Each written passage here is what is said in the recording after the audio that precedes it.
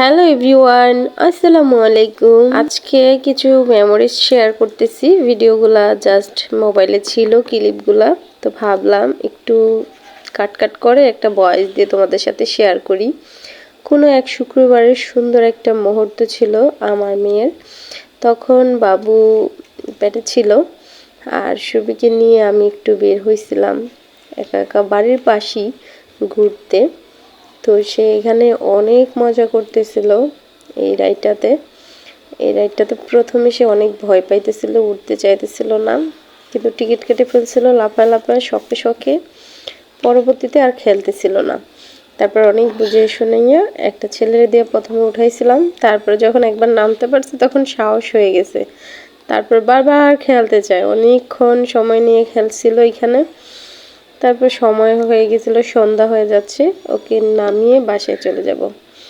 তো বেশি আমরা ঘোরাঘুরি করিনি, জাস্ট একটুখানি ঘুরলাম। তো ভাবলাম যে একটু মেমোরি করে নিই, তোমাদের সাথে শেয়ার করব। সেই মেমোরিটা ছিল কিন্তু শেয়ার আর করিনি, ভালো লাগতেছিল না, শরীর অসুস্থ ছিল, যার কারণে শেয়ার করতে পারিনি। তো আজকে হঠাৎ করেই যখন বসে আছি মোবাইল ঘাঁটতেছিলাম, ভিডিওগুলো সামনে পড়লো, তো ভাবলাম ডিলিট করে দিই। অনেক ভিডিও ডিলিট করে দিছি, মোবাইল খালি করতেছিলাম।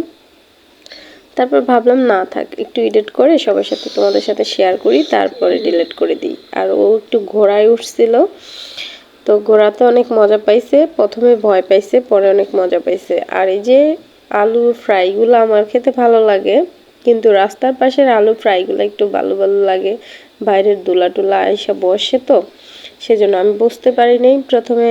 মানে দেখতে খুবই ইয়ামি মনে হচ্ছিল, তাই আমি অর্ডার করে ফেলি দুইটা, 20 টাকা করে, 40 টাকা দিয়ে। তারপরে দেখি একটু কেমন কেমন লাগে, ভালো ভালো লাগে, জাস্ট এমনি মজা ছিল, কিন্তু ধুলাবালির কারণে একটু কেমন লাগছে। তারপরে যাই হোক খেয়ে ফেলছি।